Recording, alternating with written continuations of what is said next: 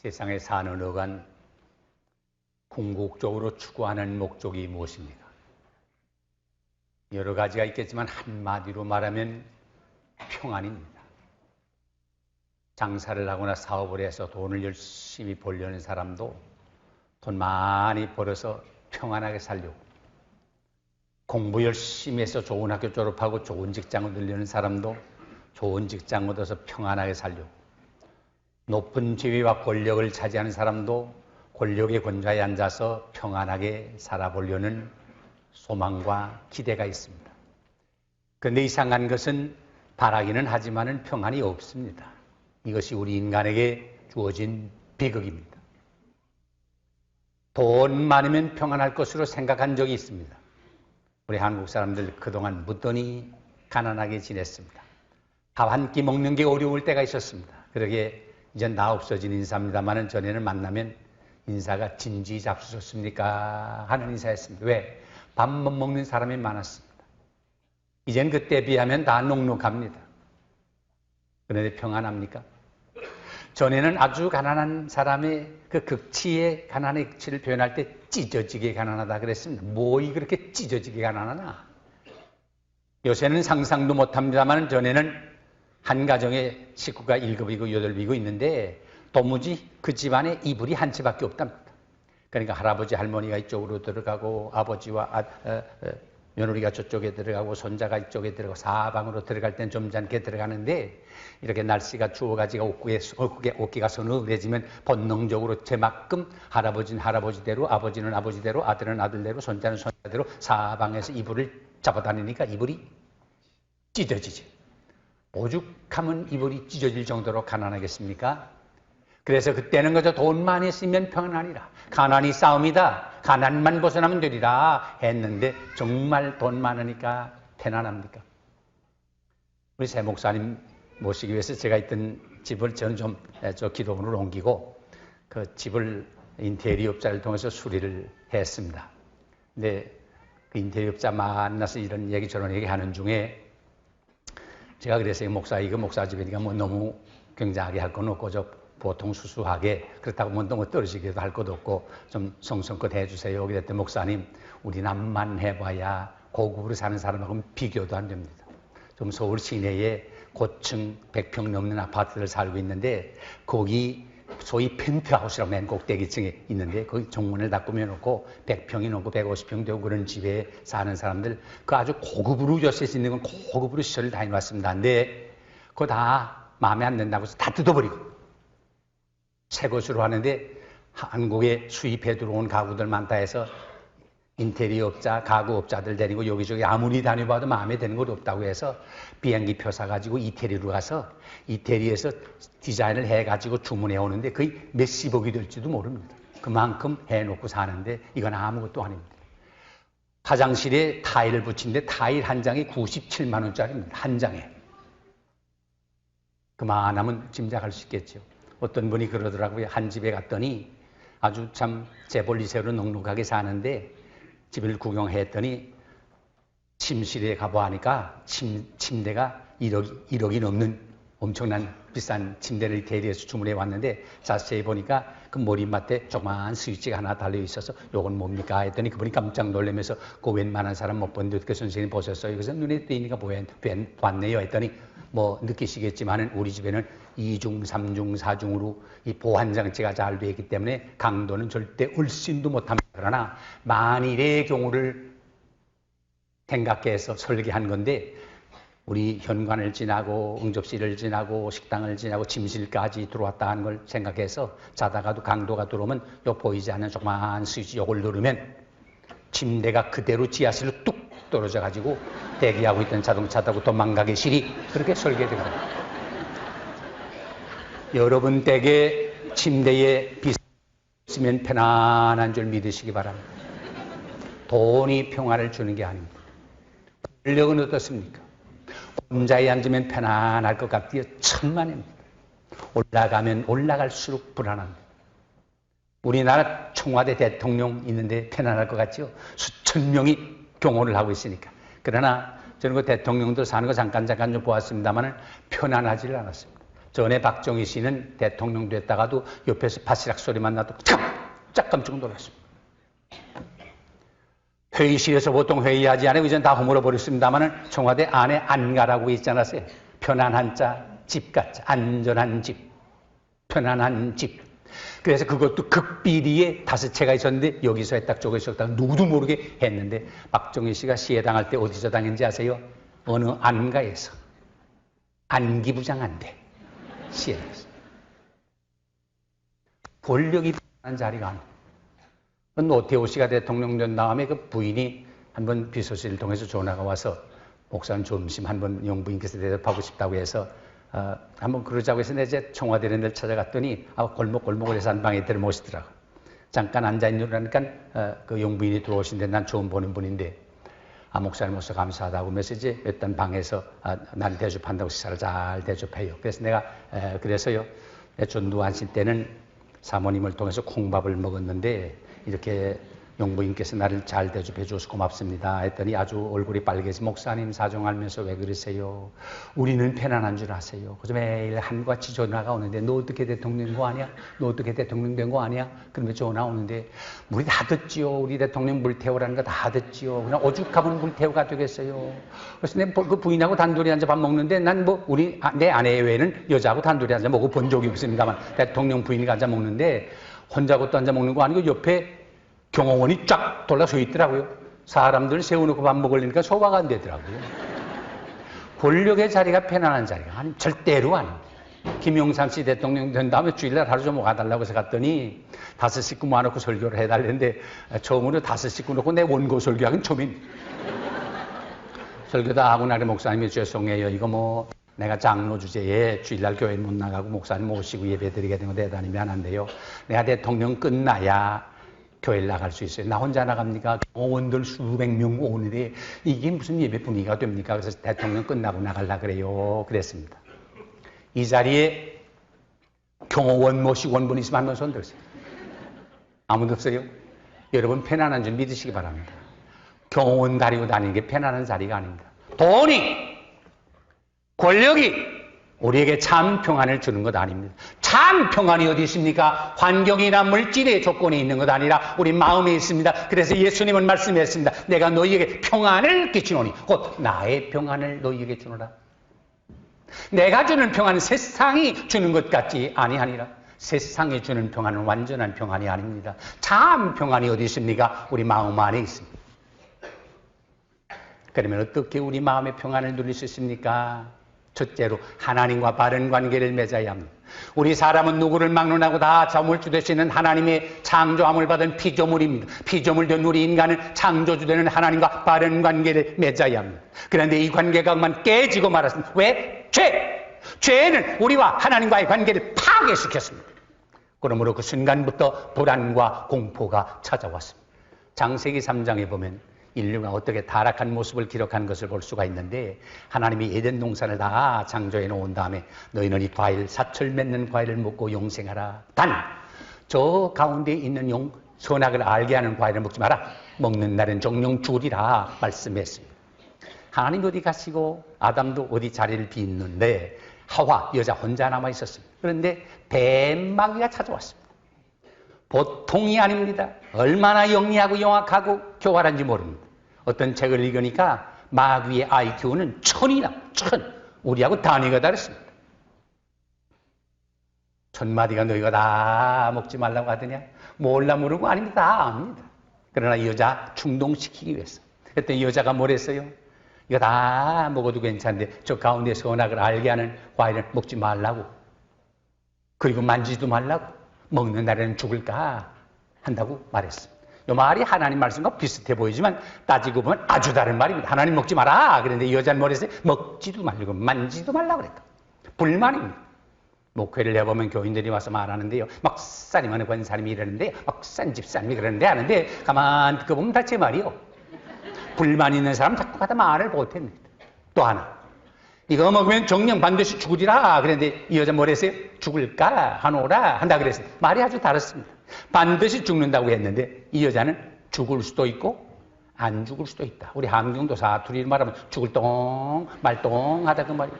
불신임. 그렇습니다. 불만과 불신인된 반드시 시험이 옵니다. 아니다. 너 먹으면 하나님처럼 될까봐 그런 거야. 이 말을 듣고 척 보니까 그렇게 먹음직스럽고 보암직스럽고 지혜롭고 할맘직한데 침이 질질질 목문에서 도는데 안 먹을 수 없게 실이 됐습니다. 하나님은 원래 인간에게 자유의지를 주었기 때문에 죄를 지을 수도 있고 안 지을 수도 있습니다. 단 죄를 범하게 되면 자기가 행한 일에 대한 책임을 져야 합니다. 이것이 바로 인격 아닙니까? 만일에 용서하시고 들으세요. 나귀가 미리 선악과를 따가지고 야 이년 입 벌려. 너 이거 안 먹으면 죽여버린다. 그래서 이 여자가 먹을까요? 혀를 깨물고도 안 먹습니다. 먹개실이 만들어 놓으니까 자기가 다 먹었습니다. 어떤 분이 그러대요. 참 다행한 게 아담과 하와는 한국 사람은 아닙니다. 얼마나 다행한지 몰라. 왜? 이유를 물었더니 만일에 한국 사람이었으면 선악과를 안 따먹고 뱀을 잡아먹었을 겁니다. 옳은 말입니다. 그거 먹고 나니까 배나 안 했습니까? 불안과 공포가 찾아왔습니다. 이것도 죄 지어놓으면 사람이 이렇게 어리석을 수가 없습니다. 성경에 보세요.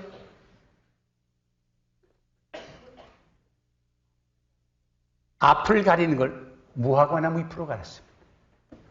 이게 몇 시간이나 갈 것 같아? 난 그 대목을 읽을 때마다 혼자 웃어요. 이렇게까지 사람이 어려져진다. 볼 것 같다가 말라버리고 볼 것 같다가 말라버리고. 나중에 하나님이 가죽으로 옷을 해 입히지 않았어요. 어떤 사람이 타락 과정을 전개한 게 있는데 재밌어요. 하와가 먼저 먹고 죽을 생각하니까 낯질에 있는데 아담이 남자든 좀 여자보다 순진하잖아요. 아주 적 들어오는데 여보 그래. 여보 왜? 당신 나 사랑하지? 사랑하지. 정말 사랑하지. 아니 땅 위에 여자라고 해. 당신밖에 더 있어. 그럼 당신 나 뭐 해달라면 뭐든지 해줄 수 있지. 남자가 또 호풍이 되게 있잖아요. 나는 당신을 위해서 죽으려면 죽을 수도 있어. 그래요. 요거 드세요. 선악과를 땄던 걸 내놓으니까 얼굴이 하얘지면서 이게 무슨 일이요? 무슨 일이요? 이거 먹으면 죽는다고 그러지 않았어? 그래요. 난 먹었어요. 내가 죽을 거예요. 나 죽은 다음에 어떤 여자하고 또 결혼하려고 그래? 코너에 몰아놓으니 장부이라는 중천금이나 남자가 한 번 말했으면 그대로 행할 수밖에. 그래서 먹었대요. 먹는데 먹고 모르 넘어가는 순간에 먹는 날은 정녕 죽는다 하는 하나님의 음성이 쨍 하고 걸려서 먹다가 탁 하고 걸렸대요. 요거 보세요. 남자들 요거 다 뭐 있죠? 요걸 영어로 애담스 애플이라 그래요. 직역하면 아담의 사과뼈예요. 그걸 보면 양심의 차이를 아는데요. 남자는 양심의 가책을 받아 걸리고요. 여자는 그저 몽땅 샘겼습니다. 뭐 그 이상 내가 말 안 하겠습니다. 먹고 나니까 얼마나 불안해서요. 전에는 하나님 만나는 게 그렇게 반갑고 그렇게 뵙고 싶고 드릴 말씀 많았는데 부끄러워서 숨었어요. 동산나무 뒤에 숨었어요. 하나님이 안타까워서 가죽으로 옷을 해 입혔다고 하잖아요. 여기 신학적인 의미가 있거든요. 가죽을 만들려면 뭘 잡아야 돼요? 짐승 잡아야지. 짐승 잡으면 뭐 흘려요? 피를 흘려야죠. 그래요. 그래서 세례 요한이 예수님을 뭐라고 소개했어요? 보라, 세상 죄를 지고 가는 하나님의 어린 양이로다. 어린 양이 무슨 죄가 있습니까? 우리의 모든 죄를 대신 짊어지고 십자가에 못 박인 것 아닙니까?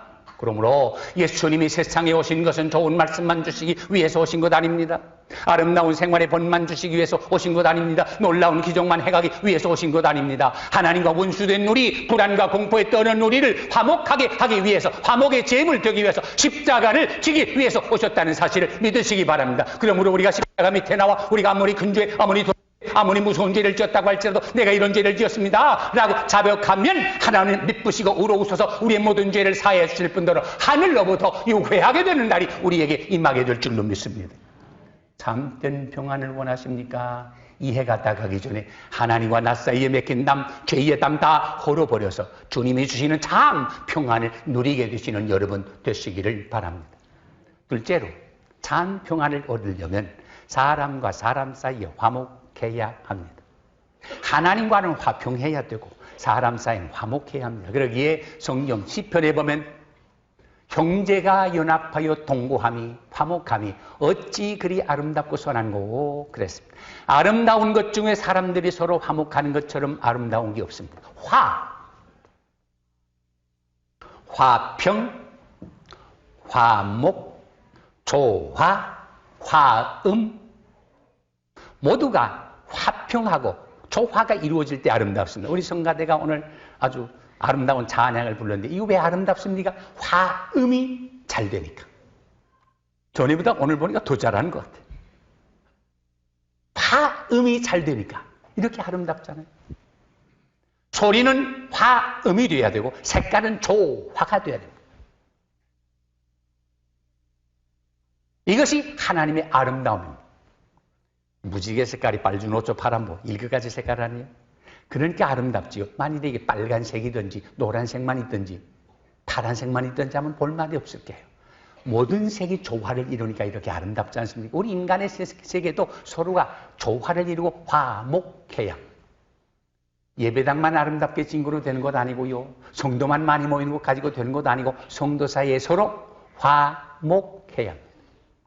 예수님께서도 말씀하셨어요. 너희가 예물을 가지고 하나님 앞에 예배하러 나가다가 형제와 더불어 불화한 일이 생각나거든 그 예물을 고래 놔두고 하나님께 형제에게 가서 화목한 다음에 그리고 하나님 앞에 예물을 드리라. 그렇지 않으면 아무리 예배 드려도 그 예배를 받지 않는다.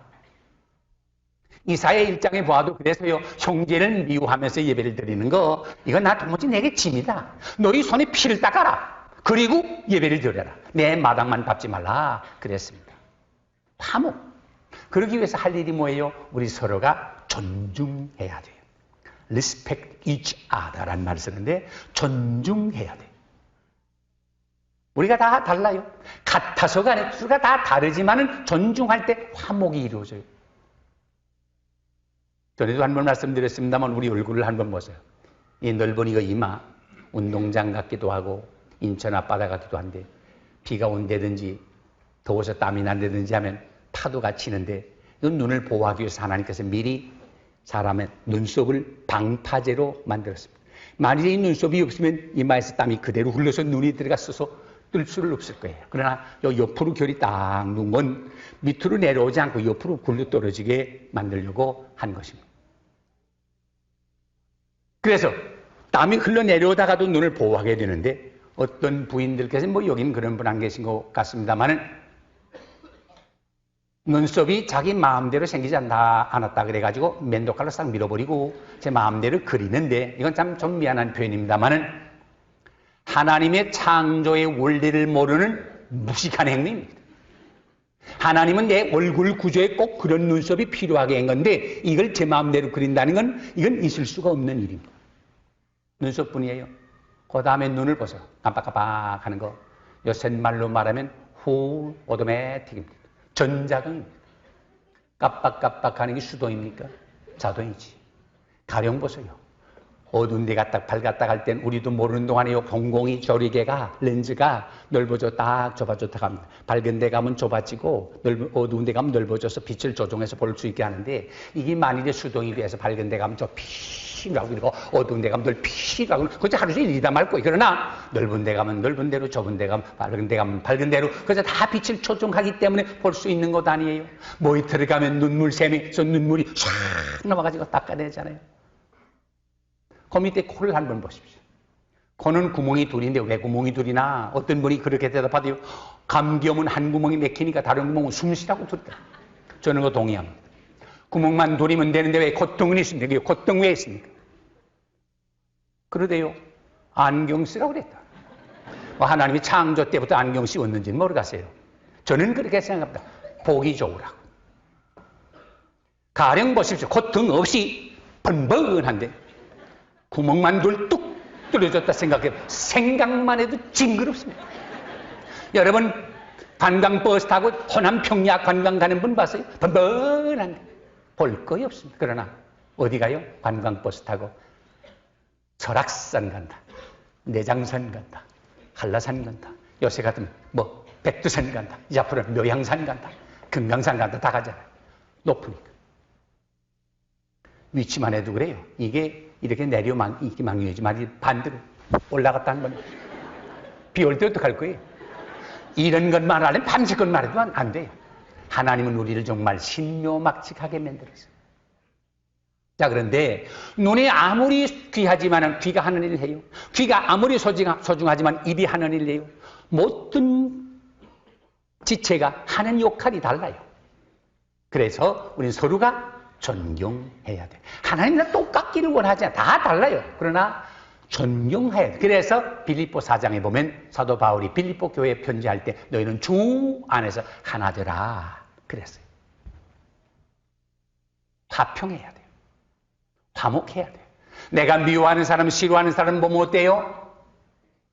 가슴이 두근거리고 얼굴이 굳어지고 눈에서 불이 나고 혈압이 올라갑니다.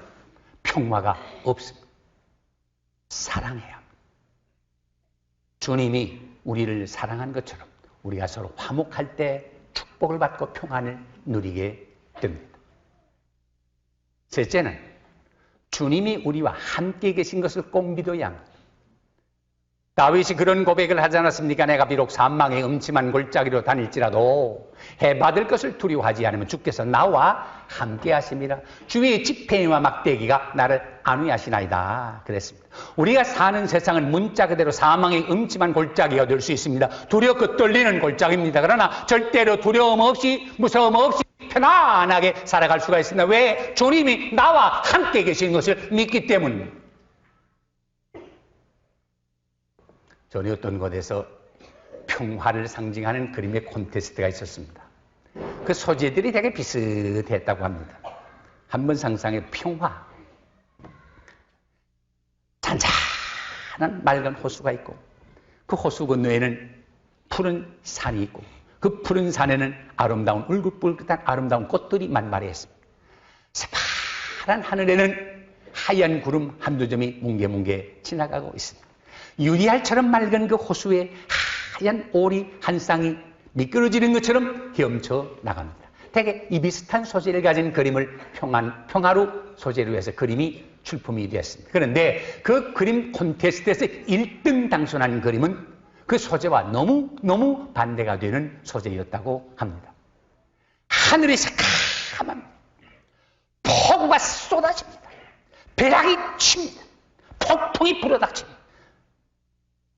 집채 같은 물결이 바닷가에 서 있는 바위를 삼킬 것처럼 나와 부딪힙니다. 이런 험악한 상황입니다.